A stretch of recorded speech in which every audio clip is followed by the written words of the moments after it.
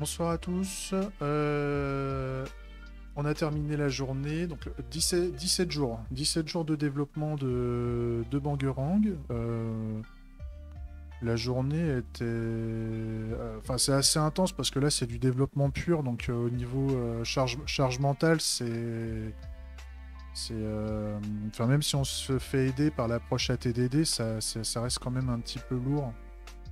Mais c'est pas mal parce qu'en fait, aujourd'hui, la dernière fois, on avait à peine entamé la fonctionnalité de déclaration simple des revendications.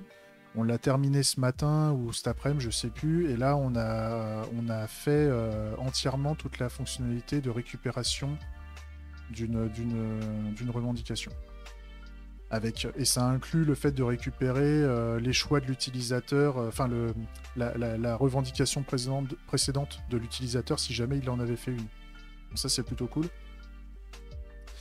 Euh, C'est plutôt cool. Et donc là, on a la test suite en bas, hein, comme d'hab. On lance la test suite. Et on voit que voilà, là on a actuellement, normalement, si je reprends les grandes sections, on doit avoir 3 features. 3 ou 4 features, je sais plus. Une feature sign in, une feature récupération de revendication et une feature déclaration de revendication. Avec pour chacune différents scénarios d'exemple qui nous dit quand ça marche bien, quand ça marche pas, quand on chope des trucs différents, etc. etc. C'est vraiment de la logique pure. Il n'y a aucun visuel, Pardon. Aucun visuel, aucune interface graphique. Il n'y a pas de serveur non plus, puisqu'on fait encore tout en mémoire. On est en clean architecture. On fait ça en mémoire, en fait. On utilise ce qu'on appelle des adapteurs en mémoire. Euh, pour ceux qui veulent que je fasse, qui comprennent pas, si vous voulez, je vous ferai une session. N'hésitez pas à me le dire, je vous ferai une petite session d'explication de comment ça marche. Mais voilà, tout fonctionne bien. Ça prend un peu de temps parce qu'il y a pas mal de scénarios et puis bah, ça reste de la logique applicative à implémenter. Et puis on y va crescendo au niveau des tests. Mais voilà, là on crache deux belles features en une journée. C'est plutôt cool. Et il nous en reste plus que 3 à faire. Donc normalement, si ça avance très bien, d'ici une journée ou deux, ça devrait être pas mal. Il y a l'aspect recherche qui est un peu particulière parce qu'on veut essayer de faire un espèce de moteur de recherche intelligent sur la récupération des revendications en mode on va prioriser la récupération des revendications. Il faut qu'on essaie de les récupérer peut-être. Je sais plus si j'avais dit que je devais les récupérer 10 par 10. Il me semble qu'on les récupère toutes, mais dans un certain ordre, en fonction des mots-clés présents, en fonction de plein de trucs. Donc, on avait fait l'atelier BDD la dernière fois pour ça.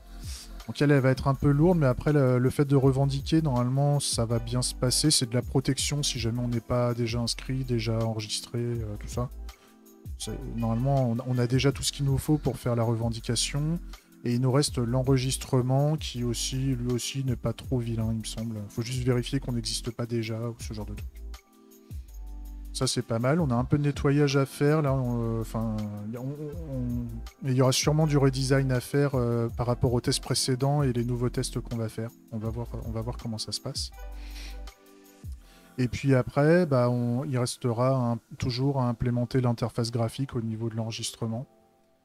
Puisque ce panneau-là n'existe pas. Il y aura éventuellement le passage en français, mais c'est peut-être pas indispensable. On va peut-être faire le back-end avant.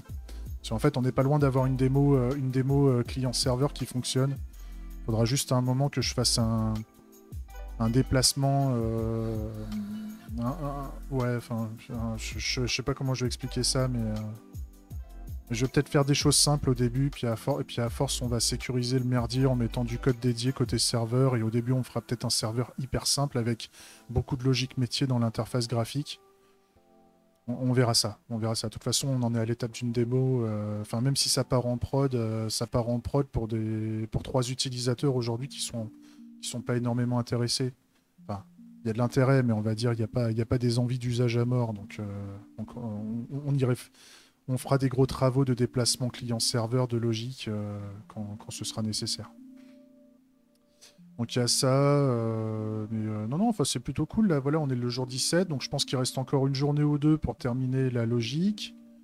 Après, il reste l'enregistrement à faire. Ça, normalement, une demi-journée. Et puis après, il y a le serveur à monter. Le serveur, normalement, ça devrait pas durer des plombes non plus. Faut juste que je fasse un petit serveur d'API qui traîne quelque part. Je pourrais pas le stocker sur Vercel, parce que le problème, c'est que Vercel, c'est du serverless. Donc le serverless, ça va pas sauvegarder la donnée. Ou alors, il faut que je m'appuie au niveau du serverless, avec ce qu'on appelle un provider de stockage ou des choses comme ça. Enfin, tout ça, ça coûte du pognon, comme on dit. Faut que je regarde au niveau back-end ce qu'on peut faire. Voilà.